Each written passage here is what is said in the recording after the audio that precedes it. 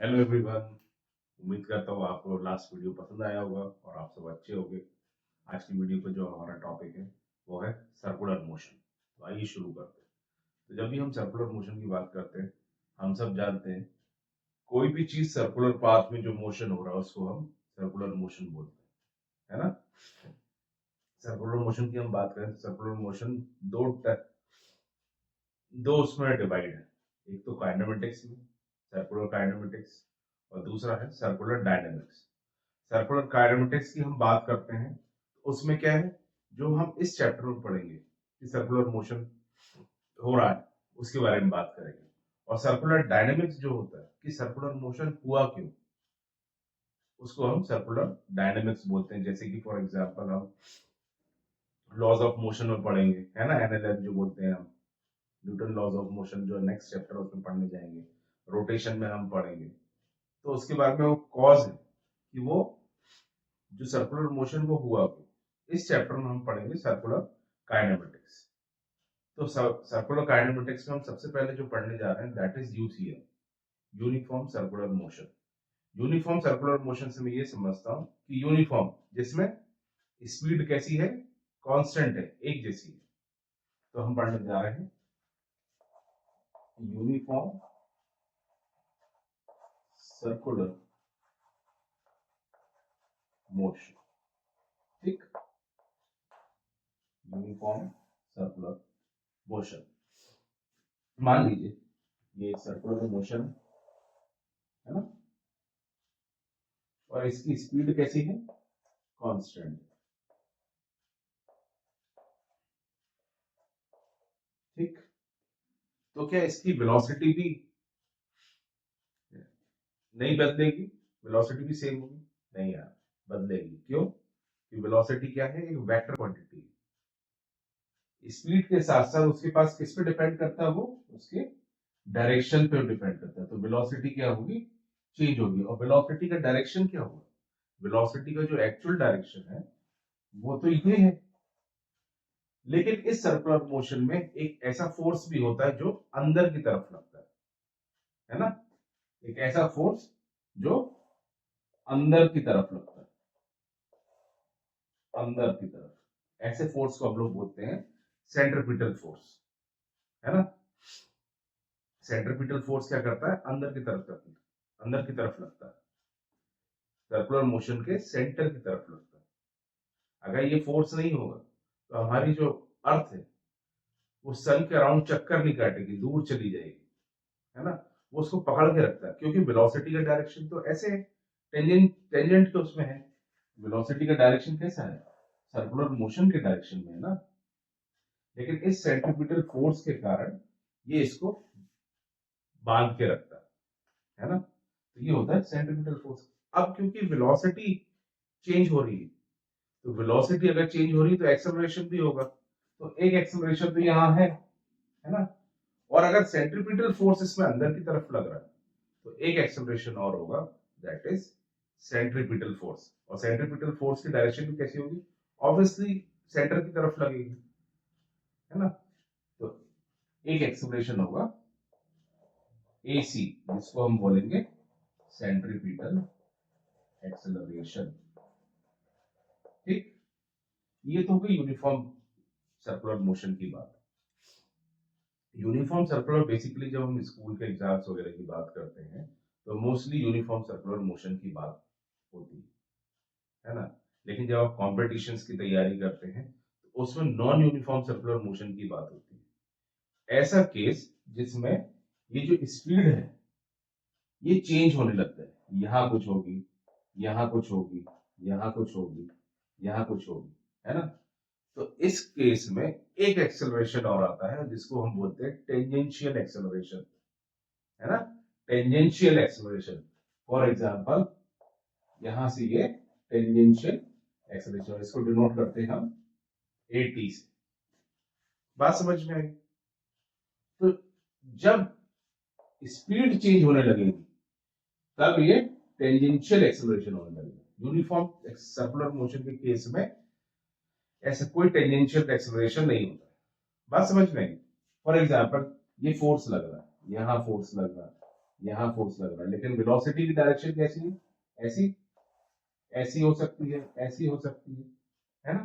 तो ये हमने यूनिफॉर्म सर्कुलर और नॉन यूनिफॉर्म सर्कुलर मोशन की बात करते हैं।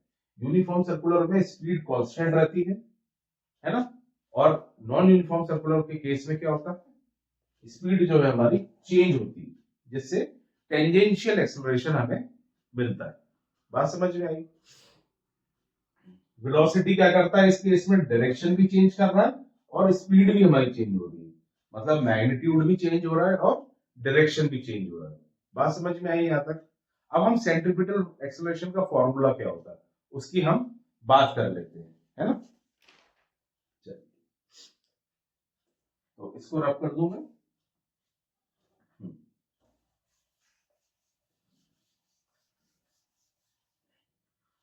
अब हम बात कर लेते हैं क्या, देखो, centripetal acceleration.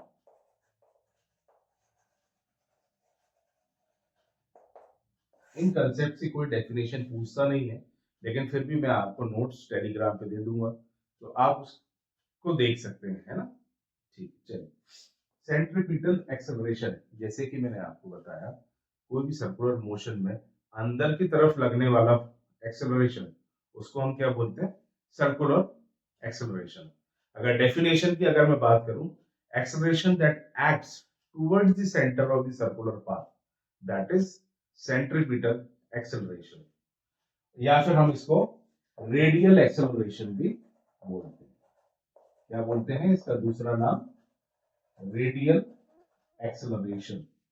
Is it clear, है ना। और इसका डायरेक्शन कैसा होता है, सेंटर की तरफ होता है। ठीक, तो हमारा सेंट्रीपिटल एक्सेलरेशन का फॉर्मूला होता है v² अपॉन r। ठीक है, या मैं इसको बोलूं स्पीड का स्क्वायर अपॉन रेडियस। तो ये फॉर्मूला बहुत इंपॉर्टेंट है, इसलिए ये तो हमें याद होना ही चाहिए। सेंट्रीपिटल एक्सेलरेशन का फॉर्मूला होता है v² अपॉन r।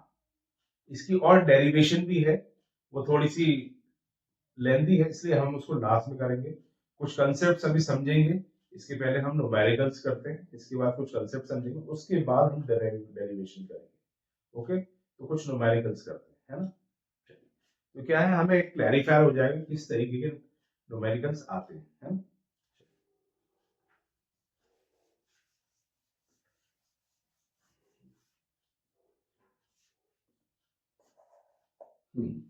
तो पहला न्यूमेरिकल जो है मेरे पास, a body is moving in a circular path, a body is moving in a circular path, circular path with acceleration, with acceleration a, ठीक है। its velocity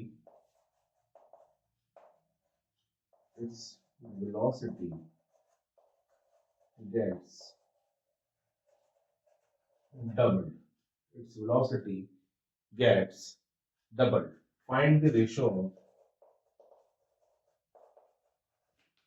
find the ratio of, find the ratio of acceleration, find the ratio of acceleration before and after and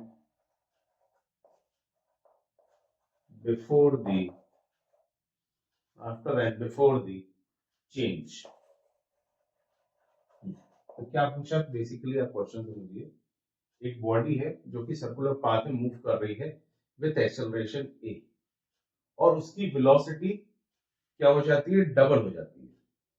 तो हमें acceleration का ratio निकालना है, find the acceleration double होने के बाद की और डबल होने के पहले की एक्सेलरेशन का रेशो निकालना है।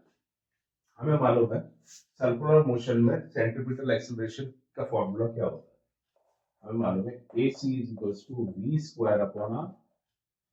होता है कि नहीं होता, और हमें रेशो निकालना है एक्सेलरेशन 1, एक्सेलरेशन 2, तो हम क्या लिख लेंगे, ये मेरे पास हो जाएगा v2 अपॉन v1 का होल स्क्वायर। यहां तक बात समझ में आई है ना। और स्पीड डबल होने के बाद क्या हो जाएगा, v2 होगा दूसरी वैल्यू, तो ये हो जाएगा 2v2 अपॉन v1 का whole square. Is it clear? हाँ, तो मैं बोल सकता हूं इसको 4v2 यही होगा अपॉन v1, ये v2 स्क्वायर, ये v1 स्क्वायर। यहां तक बात क्लियर? तो मेरा रेशो क्या हो गया, मेरा रेशो हो गया ये 1, तो मेरा रेशो आ गया 1:4। Is it clear? Oh sorry sorry sir, हमें आफ्टर एंड बिफोर निकालना। तो मेरा रेशो क्या आया 4/1, और मैं लिख सकता हूं 4:1। इसके ऑप्शन थे, पहला ऑप्शन 1:4, दूसरा ऑप्शन 1/4:2, तीसरा ऑप्शन 2:1, और चौथा ऑप्शन 4:1। तो हमारा सही ऑप्शन है डी। इस तरीके के क्वेश्चन आते हैं। हम 2-3 क्वेश्चन और करते हैं, फिर उसके बाद कुछ कंसेप्ट है, फिर उसके बाद हम डेरिवेशन की बात करेंगे, है ना। चलिए,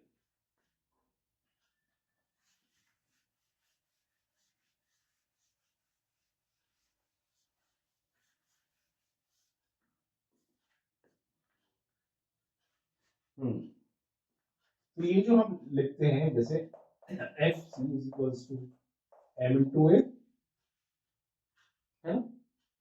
तो मेरा फॉर्मूला क्या हो जाता है एफ सी का, क्या फॉर्मूला है एफ सी का, एफ सी का सेंट्रीपिटल फोर्स की हमने बात करी थी ना, सेंट्रीपिटल फोर्स। ये फॉर्मूला तो याद है, हमने कहाँ पढ़ा था? अरे यार ऐसे धोखा दोगे तो नहीं चलेगा, यूनिट्स एंड मेजरमेंट में पढ़ा था ना यार। Force is equal to mass into acceleration. अब ए तो मेरे पास है, क्या है, v स्क्वायर अपॉन आर। तो सेंटीमीटर फोर्स का फॉर्मूला हो जाएगा m v square upon R. ये हमारा किसका फॉर्मूला हो गया, सेंट्रीपिटल फोर्स। ठीक है, क्वेश्चन करेंगे। चलिए,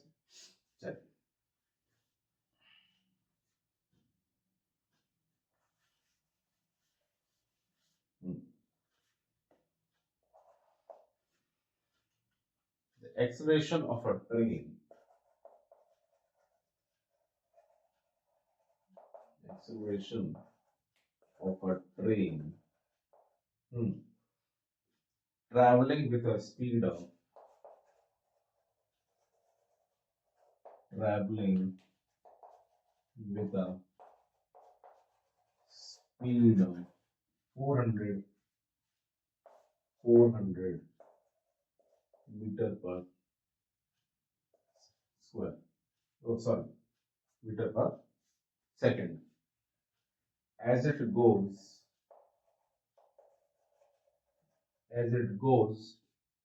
round a curve,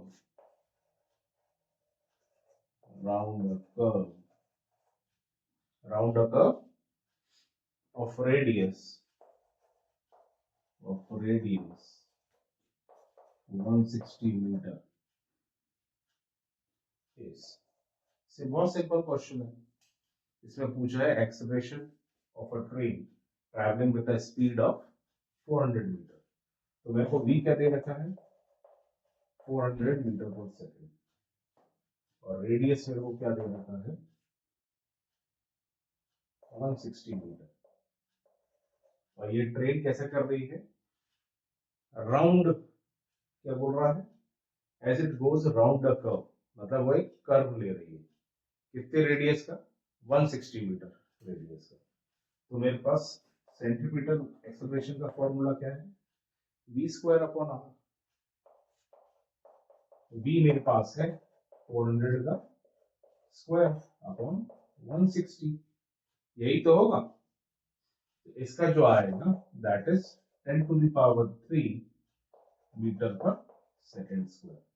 और अगर मैं लिखूं इसको 10⁻³ क्या होगा मेरा 1 किलोमीटर, तो 1 किलोमीटर पर सेकेंड स्क्वायर ये मेरा आंसर होगा। ये तो बहुत इजी था, ये आपको तो उम्मीद करता हूँ समझ में आया है ना। चलिए नेक्स्ट क्वेश्चन पे जाएं।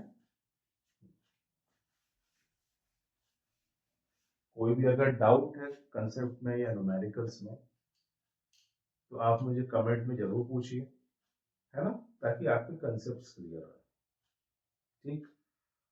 और हमने जो लास्ट क्लास में पढ़े हैं यार, ऐसे दो का दो, फोर्स का फॉर्मूला जो है वो क्या होता है, मास इनटू एक्सेलरेशन।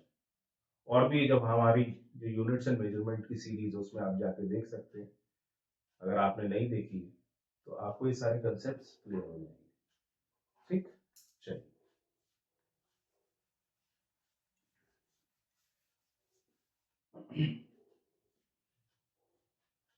अब नेक्स्ट क्वेश्चन अपन करते हैं।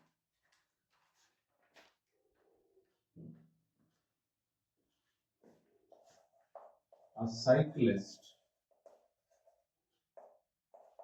turns a cyclist turns around a curve turns around a curve at turns around a curve at 15 miles an hour.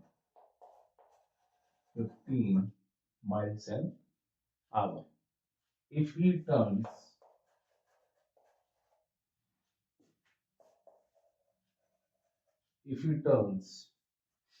at double the speed, at double the speed, tendency of overturn, the tendency of overturn is, क्या समझ में आया आपको इससे? भाई एक cycle है, cyclist वो एक कर्व में टर्न कर रहा है, कितनी स्पीड से, 15 माइल्स एन आवर से।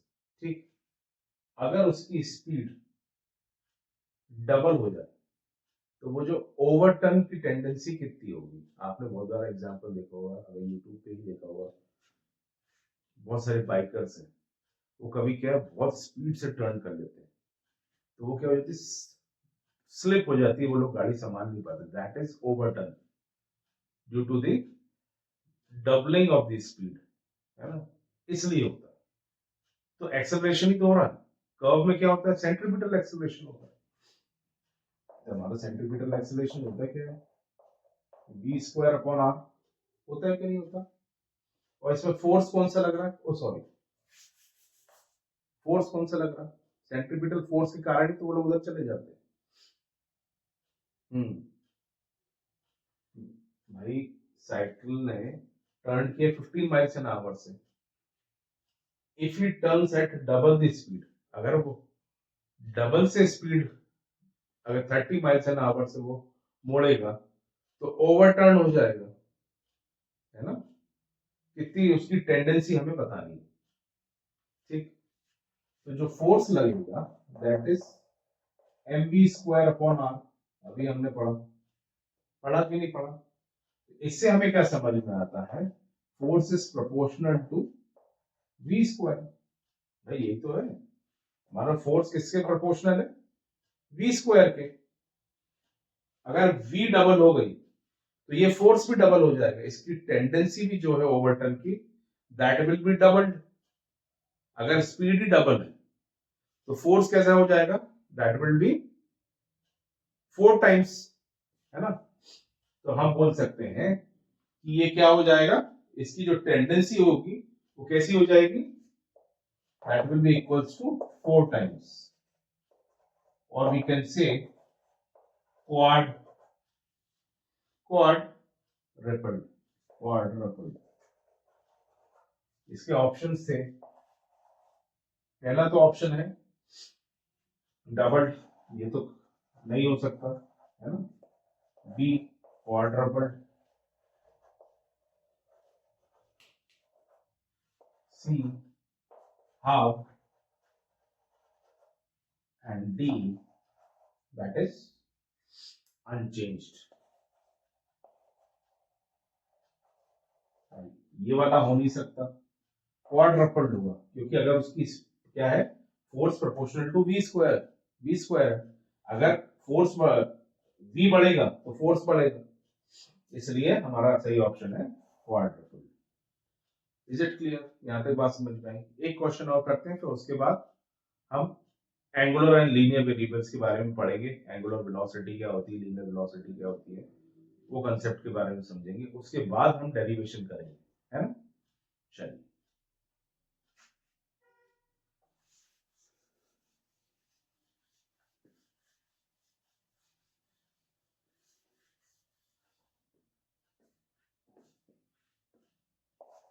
एक बहुत सिंपल सा क्वेश्चन है। A body is tied with a string. A body is tied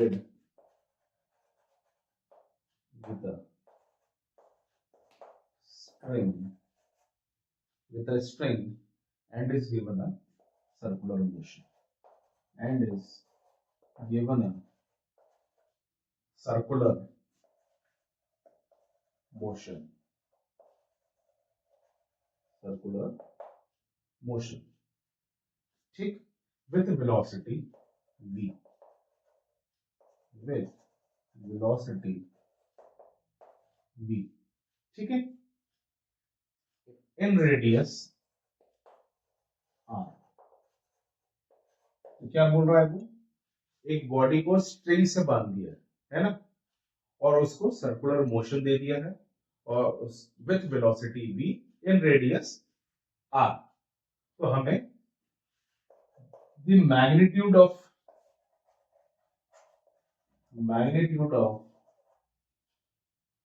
acceleration हमें बताना, मैग्नीट्यूड ऑफ एक्सेलरेशन इज, ठीक। हमारा पहला ऑप्शन है v अपॉन r, दूसरा ऑप्शन है v स्क्वायर अपॉन r, तीसरा ऑप्शन है v अपॉन r स्क्वायर, और डी ऑप्शन है v square upon r square. ठीक, पहले तो क्वेश्चन समझिए। एक बॉडी को हमने एक स्ट्रिंग से टाइड किया है, ठीक है, और उसको एक वेलोसिटी दी है v इन रेडियस r, और उसको सर्कुलर मोशन दे दिया, ठीक है। तो हमें मैग्नीट्यूड निकालना है, मैग्नीट्यूड ऑफ द एक्सेलरेशन। भाई हमने किसी भी बॉडी को उसको वेलोसिटी v दे दी है और उसको सर्कुलर मोशन दे दिया है ना। तो हमारा जो एक्सेलरेशन का फॉर्मूला होता है सर्कुलर मोशन के केस में, that is centripetal acceleration. Centripetal acceleration का फॉर्मूला मैंने क्या बताया था आपको, v स्क्वायर अपॉन r। तो जो मैग्नीट्यूड ही तो है, ये मैग्नीट्यूड ही तो है भाई, ये सर्कुलर मोशन में कर रहा हूं, है ना, किसी बॉडी को मैंने बांध दिया और उसको वेलोसिटी v दे दी है। देखो ऐसे, ये एक बॉडी है, इसको मैंने स्ट्रिंग से बांध दिया, ठीक है, और इसको मैंने सर्कुलर मोशन दे दिया, ठीक, और इसकी वेलोसिटी क्या है, v, है ना, ये रेडियस हो गया, ये सर्कुलर मोशन उसको दे दिया। तो सेंट्रीपिटल फोर्स और सेंट्रीपिटल एक्सेलरेशन कहां लगेगा, यही तो लगेगा।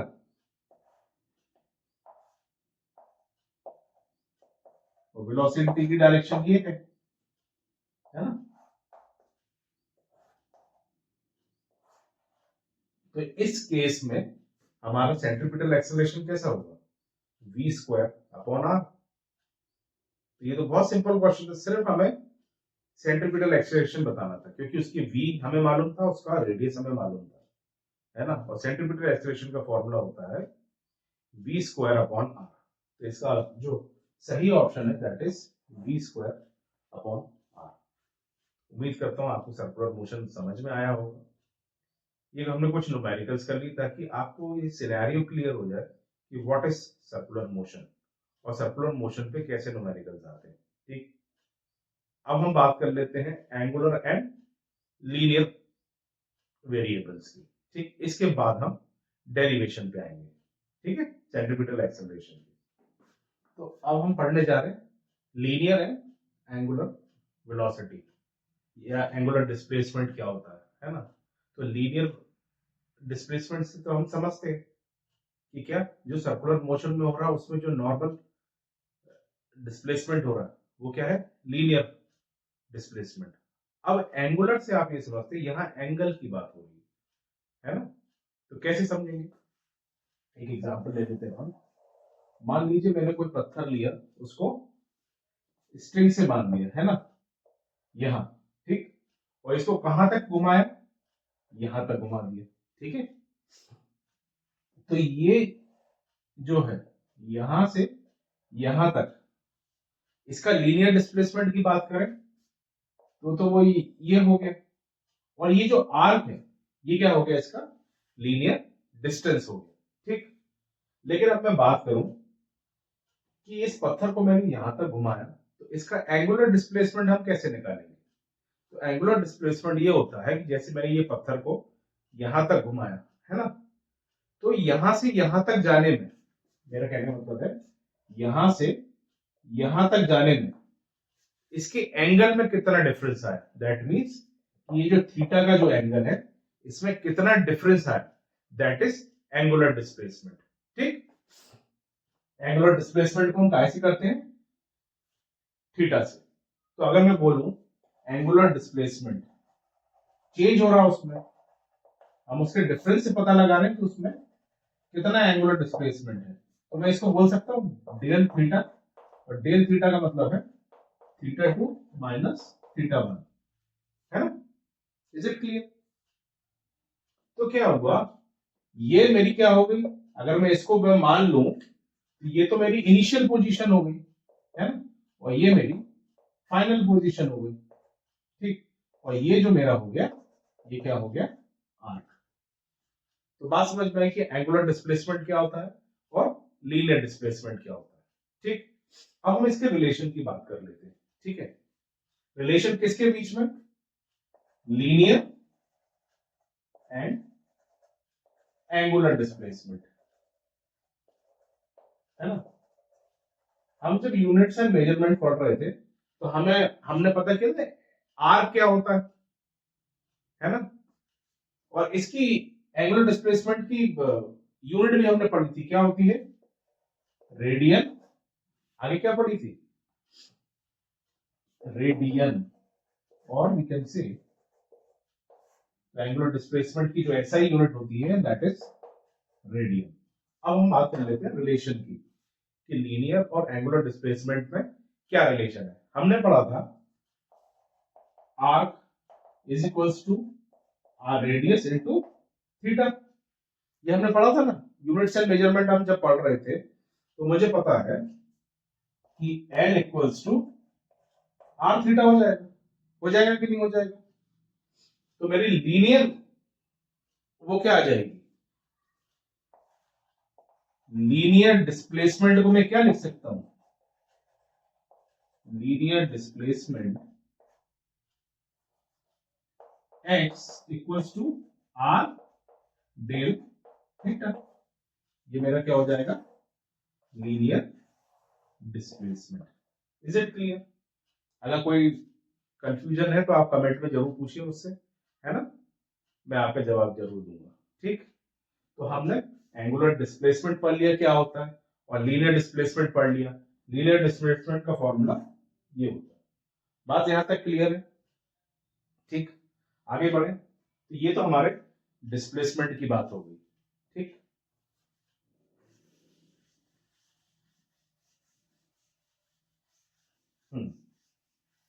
अब हमने जब लीनियर और एंगुलर डिस्प्लेसमेंट निकाला, अब हम बात कर लेते हैं linear and angular velocity, linear and angular velocity, अगर मैं एंगुलर वेलोसिटी की बात करूं, एंगुलर वेलोसिटी, तो एंगुलर वेलोसिटी को हम ओमेगा से डिनोट करते हैं। कैसे? ओमेगा से। और इसका फॉर्मूला क्या होता है? Angular velocity basically it is the rate of change of angular displacement. अब हम बात कर रहे हैं rate of change of angular displacement, that is delta theta upon del T. यही तो है rate of change of angular displacement पर यूनिट टाइम। ये हमारा एंगुलर वेलोसिटी का फॉर्मूला हो गया, ठीक। और इसकी ऐसा यूनिट होती है रेडियन पर सेकेंड, ठीक।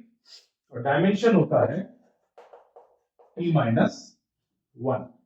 तो हमने इसकी ऐसा यूनिट पढ़ ली, डायमेंशन भी पढ़ ली। ये सब हम यूनिट्स एंड मेजरमेंट पढ़ा रहे हैं ताकि आपको याद रहे। यूनिट्स एंड मेजरमेंट में अपन ये पढ़ चुके हैं, ठीक। तो ये एंगुलर वेलोसिटी का फॉर्मूला होता है।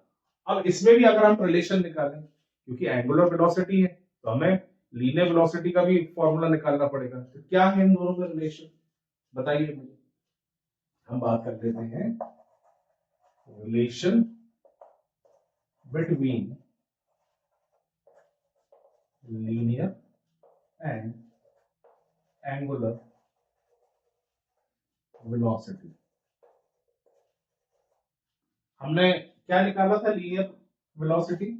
लीनियर वेलोसिटी हमने क्या निकाला था? एक्स आर डेल थीटा, यही निकाला था। अब इसको रिलेशन बनाने के लिए अगर मैं इस दोनों तरफ डेल टी से डिवाइड कर दूं, ऐसे डेल टी से, तो आप समझिए del X upon del T क्या होता है? एक्स अपॉन डेल टी क्या होता है, बताइए मुझे। एक्स अपॉन डेल टी होता है velocity, change in displacement upon change in time. R को अपन ऐसे ही रहने देते हैं। Del theta upon del T अपन ने क्या निकाला? ओमेगा। तो इसको समझिए, ये मेरा क्या हो गया? Angular velocity. और ये क्या हो गया? लीनियर वेलोसिटी, ठीक। तो मेरे पास रिलेशन क्या आ गया? R W. इसको जरूर आप याद कर लेना है, ये फॉर्मूला बहुत इंपॉर्टेंट है। V is equals to R W, ठीक। तो इससे मुझे क्या समझ में आया? इससे मुझे ये समझ में आया V is proportional to angular velocity. अगर omega 2 is greater than omega 1 तो V2 is also greater than V1। कहने का मतलब है अगर V बढ़ेगा तो ओमेगा भी बढ़ेगा, अगर V घटेगा तो ओमेगा भी घटेगा। बात समझ में आई? V proportional to omega. कहने का मतलब है कि अगर स्पीड में, लीनियर स्पीड में अगर कोई डिफरेंस आ रहा है तो एंगुलर स्पीड में भी डिफरेंस आएगा, ठीक है। ये हमने लीनियर एंड एंगुलर वेलोसिटी के बारे में पढ़ लिया, ठीक। उम्मीद करता हूं आपको पिछली क्लासेस भी देखी होंगी, आपको कंसेप्ट समझ में आया होगा। अब अपन नेक्स्ट कंसेप्ट के ऊपर चलते हैं, ठीक है। एक बहुत अच्छा कंसेप्ट है, दैट इज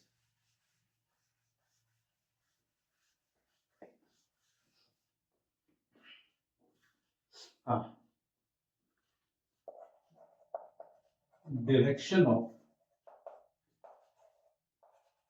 एंगुलर वेरिएबल्स, ठीक। Is it clear?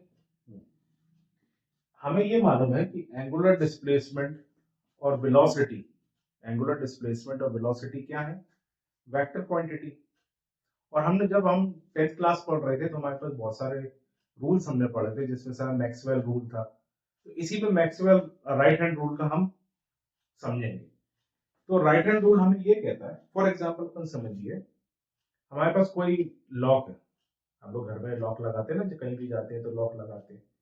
तो जब हम उसको क्लॉकवाइज घुमाते हैं तो वो चाबी क्या करती है? उसको एंगुलर वेलोसिटी देती है, आगे जाती है और उसके लॉक में फिट हो जाती है।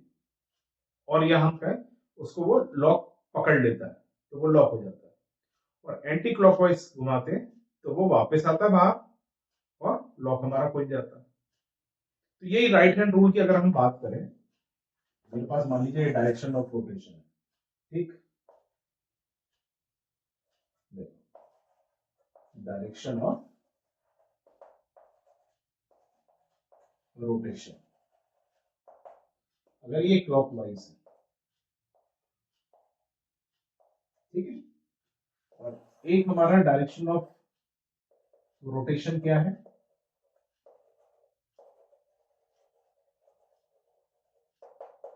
एंटी क्लॉकवाइज, ठीक है। तो राइट हैंड थंब रूल हमें ये कहता है कि अगर मैं फिंगर्स को कर्ल करूं, देखो ऐसे, अगर मैं फिंगर्स को कर्ल करूं तो क्या होगा, कर्ल किया, अंगूठा कहां पर है, अंदर की तरफ है ना, तो एंगुलर वेलोसिटी कहां है, अंदर की तरफ। और अगर मैं कहूं कि एंटी क्लॉकवाइज करूं तो मेरा अंगूठा कहां है, बाहर की तरफ, तो एंगुलर वेलोसिटी कहां होगी, बाहर की तरफ, ठीक। तो ये हमारा था डायरेक्शन ऑफ एंगुलर वेलोसिटी। ये बहुत अच्छा हमने समझने के लिए किया, क्या, डायरेक्शन ऑफ एंगुलर वेलोसिटी किसके, Maxwell right hand thumb rule के हिसाब से, ठीक। अब हम सेंट्रीपिटल एक्सेलरेशन हमने पढ़ा था, उसको एंगुलर स्पीड के टर्म्स में कैसे निकालेंगे वो हम समझते हैं, ठीक है।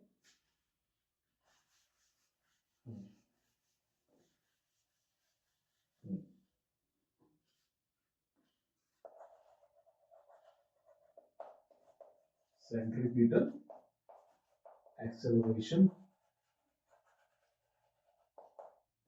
in terms of angular speed, ठीक है। तो सेंट्रीपिटल एक्सेलरेशन का फॉर्मूला हमें क्या पता है, v स्क्वायर अपॉन r, है ना, और एक रिलेशन हमने निकाला, क्या, v is equals to r omega, तो मैं v की जगह नहीं लिख सकता r ओमेगा, तो मैं लिख दूंगा r ओमेगा का होल स्क्वायर अपॉन r, ठीक है। तो मेरे पास क्या आ जाएगा, R square omega square upon R, इस स्क्वायर से ये आर कट गए, बचा क्या मेरे पास,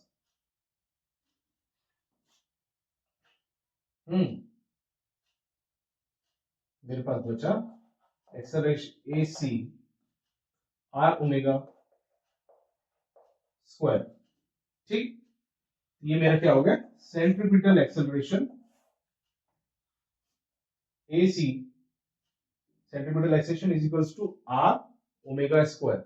ये हमने सेंट्रीपिटल एक्सेलरेशन किसके टर्म्स में निकाला है, एंगुलर स्पीड, ये है ना एंगुलर स्पीड,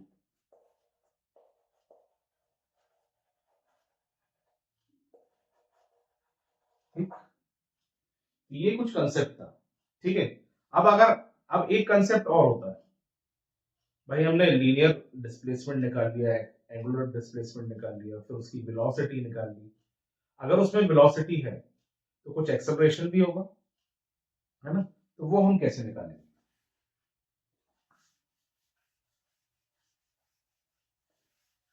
हम बात कर रहे हैं centripetal, sorry, linear and angular acceleration, ठीक। फर्स्ट हम करते हैं एंगुलर एक्सेलरेशन, क्योंकि वेलोसिटी है एंगुलर तो एक्सेलरेशन भी होगा, इस एंगुलर एक्सेलरेशन को हम डिनोट करते हैं अल्फा से, किससे करते हैं, अल्फा। एंगुलर एक्सेलरेशन बेसिकली क्या होता है, it is the rate of change of angular velocity. अब rate of change of angular velocity का मतलब है alpha is equals to del omega upon del T, change in angular velocity per unit time, is it clear. और इसकी SI unit वही same होती है, radian पर सेकेंड। ठीक, अब लीनियर कैसे निकालेंगे, इसका रिलेशन कैसे निकालेंगे? अगर मैं इसका रिलेशन निकालूं लीनियर और एंगुलर एक्सीलरेशन के बीच में, तो मेरे को अल्फा क्या दे रखा है? अल्फा मेरा क्या होता है? बताइए। इसको मैं लिख सकता हूं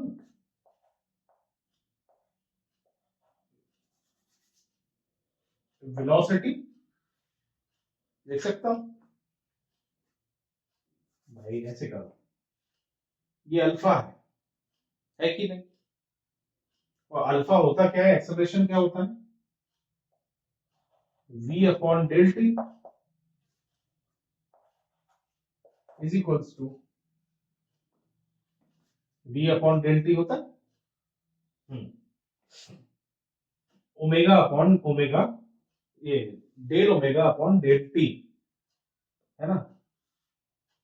कैसे करेंगे बताइए भाई? सिंपल है, देखो ऐसे करो, इसको ऐसे मत करो। हमें रिलेशन अगर निकालना है तो हमारे पास एंगुलर वेलोसिटी है और लीनियर वेलोसिटी भी हमारे पास है। हमने एक रिलेशन निकाला था v is equals to R omega, है ना? अगर मैं इसको डिवाइड कर दूं डेल टी से दोनों तरफ, तो क्या हो जाएगा भाई? देखो, ये तो क्या हो गया, acceleration, del V upon del T क्या होता है? एक्सेलरेशन। ये आर को हटा देते हैं, और ये क्या होता है? ये होता है हमारा अल्फा, अभी निकाला ना हमने, del omega upon del T, ये निकाला। तो इसको मैं क्या लिख लूंगा? R alpha. ये हमारे, ये आ गया एक रिलेशन, आ गया। इसको याद करने की जरूरत नहीं, आप ये भी याद करोगे तो चलेगा, ये इतना कोई पूछता नहीं, लेकिन आप रिलेशन से इजीली निकाल सकते हो acceleration is equals to R alpha. Is it clear?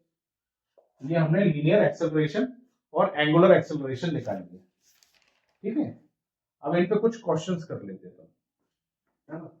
तभी तो आपको सारा क्लियर होगा कि कंसेप्ट क्या है और हम उसको कैसे इंप्लीमेंट कर रहे हैं न्यूमेरिकल्स में, कैसे क्वेश्चंस आते हैं, है ना?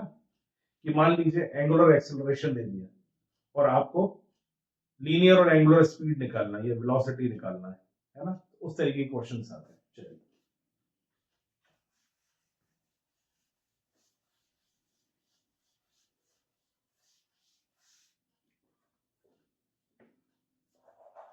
पहला क्वेश्चन है, if the length,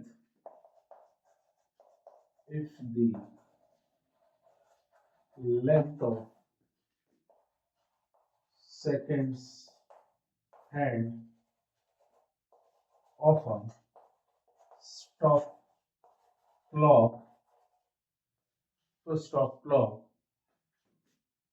is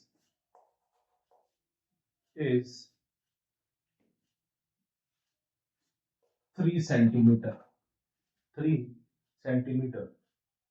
The angular velocity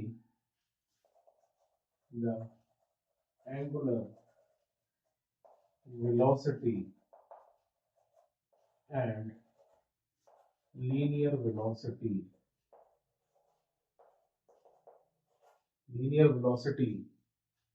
of the tip is, बात समझ में आई? एक स्टॉप क्लॉक है, उसमें सेकंड हैंड, सेकंड्स की जो कांटा होता है ना, वो उसकी बात चल रही है।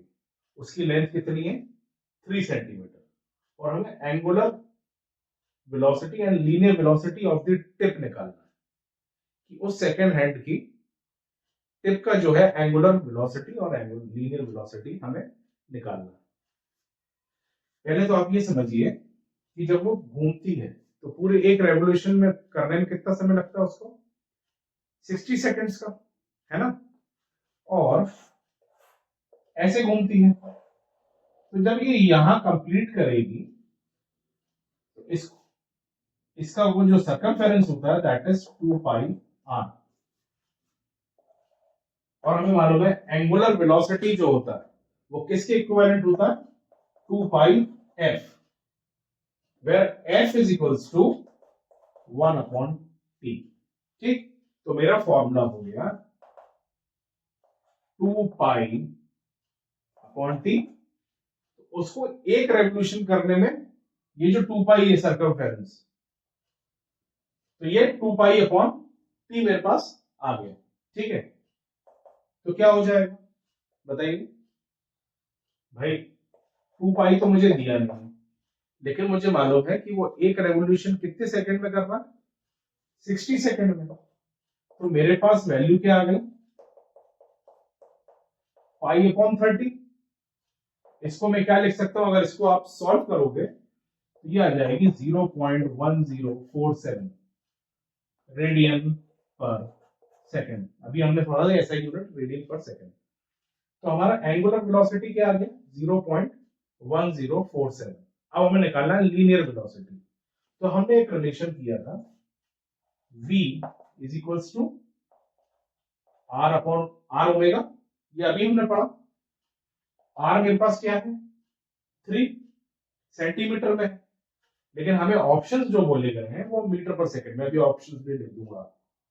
ऑप्शन में जो बोला गया है दैट इज मीटर पर सेकंड। ठीक, तो ये रेडियस हो गया मेरा। पहले तो हम ये लिख लेते हैं, इसकी वैल्यू है ओमेगा की 1.047, है कि नहीं, इनटू 3, ये सेंटीमीटर में है तो मैं यहां लिख सकता हूं 10-2। तो मेरे पास वैल्यू क्या आ जाएगी,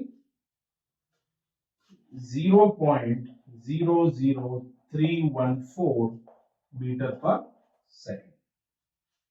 तो ओमेगा की वेलोसिटी वो भी आ गई और लीनियर वेलोसिटी भी मेरे पास आ गई। तो मेरा आंसर हो गया। अच्छा, ऑप्शंस में लिख देता हूं तो आपको समझ में तो आएगा क्या क्या है।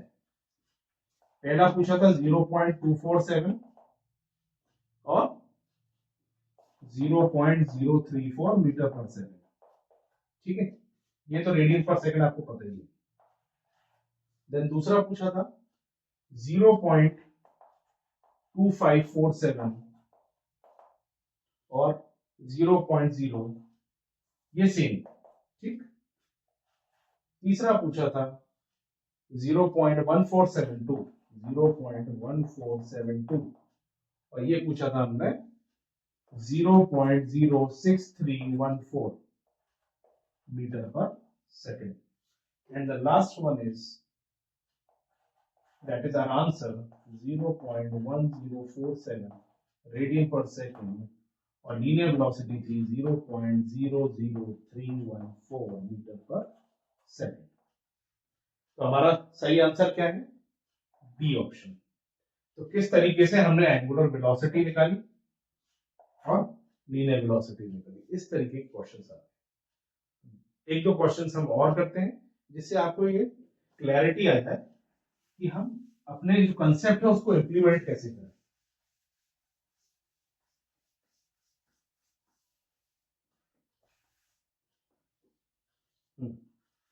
नेक्स्ट क्वेश्चन है, a body of mass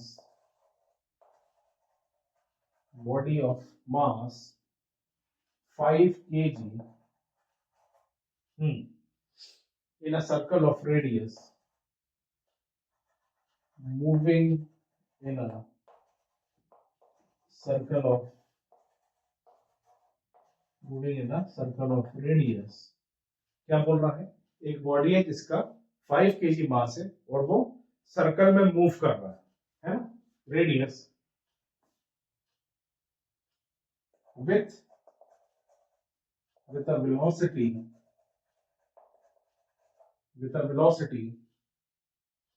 radius कितना है, रेडियस है 1 metre with a velocity of 2 राइट पर सेकंड। दैट मींस हमें एंगुलर वेलोसिटी दी हुई है क्योंकि वो सर्कुलर घूम रहा है, तो हमें सेंट्रीफ्यूगल फोर्स सेंट्रीपिटल फोर्स हमें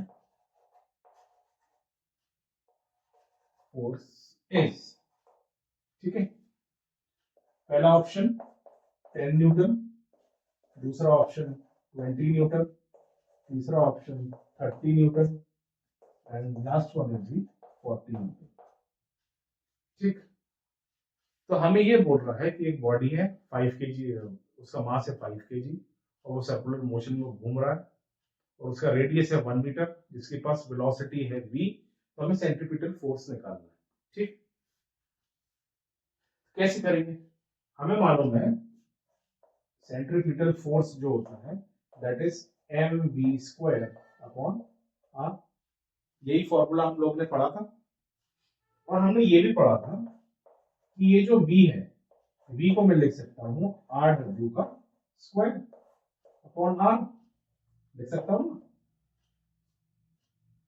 तो ये जो स्क्वायर है इससे ये कट जाएगा, इसको मैं लिख सकता हूं m r² omega square upon r, इस स्क्वायर से ये कट गए तो मेरे पास सेंट्रीपिटल फोर्स का फॉर्मूला क्या आ गया, m r ओमेगा स्क्वायर। ऐसा क्यों किया? हमें एंगुलर वेलोसिटी गिवन है, हमें रेडियस गिवन है और हमें मास गिवन है, तो तीनों चीज हमारे पास आ गई।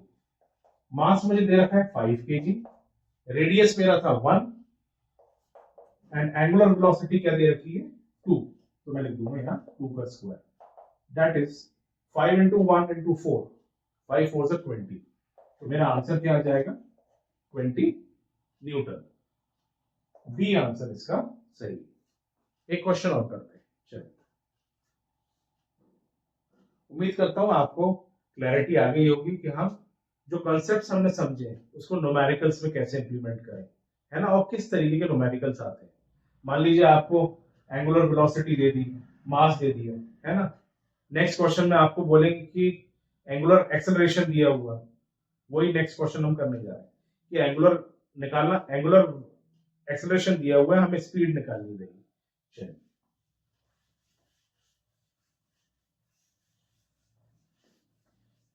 कोई भी डाउट होता है तो आप कमेंट में जरूर मुझसे पूछिए, है ना। और इसकी जो भी डेफिनेशंस है, जो भी आपको स्टडी मटेरियल चाहिए, वो हम टेलीग्राम हमारा चैनल है, उसको आप ज्वाइन कर लीजिए ताकि आपको सारे पीडीएफ्स मिलते रहे, है ना, तो आपको स्टडी मटेरियल की दिक्कत ना हो। चलिए, नेक्स्ट क्वेश्चन। ये क्वेश्चन हमें दिया हुआ है कि एक पार्टिकल है, वो क्लॉकवाइज डायरेक्शन में मूव कर रहा है ना, और सर्कुलर मोशन कर रहा है, एक सर्कल में मूव कर रहा है ना, और उसका जो रेडियस दिया हुआ है दैट इज 2.5 मीटर। ठीक, तो हमें स्पीड बताना है, एक्सेलरेशन की जो वैल्यू होगी दैट इज 15 मीटर पर सेकंड स्क्वायर। ठीक है, तो स्पीड हम कैसे निकालेंगे? तो हमें मालूम है, हमें एक्सेलरेशन दिया हुआ है और मुझे मालूम है सेंट्रीपिटल एक्सेलरेशन का फॉर्मूला होता है that is v² upon r। Centripetal acceleration मुझे दिया हुआ है और वो कितना एंगल बना रहा है 30 डिग्री, किस पे? बेस और हाइपोटेन्यूज के साथ, ये तो दूर है तो हम ये ले लेंगे, तो ये मैं मान लूंगा 15 cos थीटा, cos इसलिए क्योंकि बेस अपॉन हाइपोटेन्यूज के साथ वो एंगल है। ठीक, इज इक्वल्स टू v² और रेडियस हमें दे रखा है 2.5, है ना, तो यहां से मैं v² की वैल्यू निकाल लूंगा, तो v² मेरा आ जाएगा 15 और cos थीटा की जो वैल्यू होती है दैट इज 0.866, ये इधर चला जाएगा इंटू 2.5, तो मेरे पास v² की वैल्यू आ जाएगी।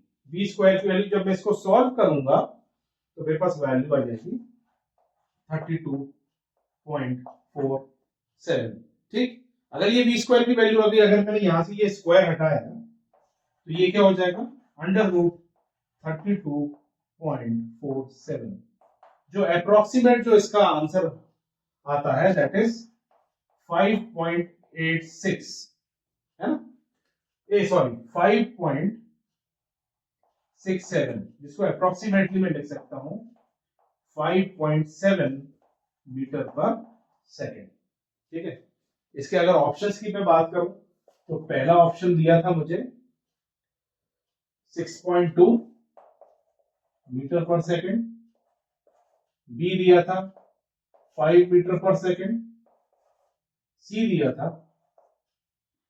था मुझे 4.5 मीटर पर second and the last one is 5.7 metre पर सेकेंड। तो इस तरीके से भी क्वेश्चन पूछते हैं कि आपको सेंटीमीटर एक्सेलरेशन दिया रहेगा, आप स्पीड निकालिए, है ना। तो इस तरीके से आप न्यूमेरिकल्स में अपना कंसेप्ट को इम्प्लीमेंट कर सकते हैं, क्योंकि आपसे डेफिनेशन कोई नहीं पूछेगा, आपसे पूछेंगे कि न्यूमेरिकल्स करके दिखाइए, है ना। तो स्टडी मटेरियल तो मैं आपको प्रोवाइड कर दूंगा टेलीग्राम चैनल पे। ये हमारा सब पूछते कि न्यूमेरिकल करके देखो, तो ये हमारा सर्कुलर मोशन का सेक्शन था। इसके बाद हम जो पढ़ेंगे हम डेरिवेशन उसका पढ़ेंगे, क्या बोलते हैं सेंटीमीटर एक्सेलरेशन का हमने डेरिवेशन बोला था, मैं लास्ट में पढ़ाऊंगा। उसके बाद हम आने वाली क्लास में रिलेटिव मोशन के बारे में पढ़ेंगे, है ना। तो वो रिवर बोट प्रॉब्लम क्या होती है, छाते वाली प्रॉब्लम क्या होती है, वो सब हम नेक्स्ट क्लास में पढ़ेंगे। उम्मीद करता हूँ आपको सेशन पसंद आया होगा। अगर वीडियो पसंद आएगी तो लाइक शेयर एंड सब्सक्राइब कीजिए, क्योंकि ये वीडियो बनाने के पीछे बहुत सारी मेहनत लगती है और आपके एक लाइक से हमें मोटिवेशन मिलता है ना। तो उम्मीद करता हूँ आपको सेशन पसंद आया होगा। नेक्स्ट क्लास में मिलते हैं, तब तक आप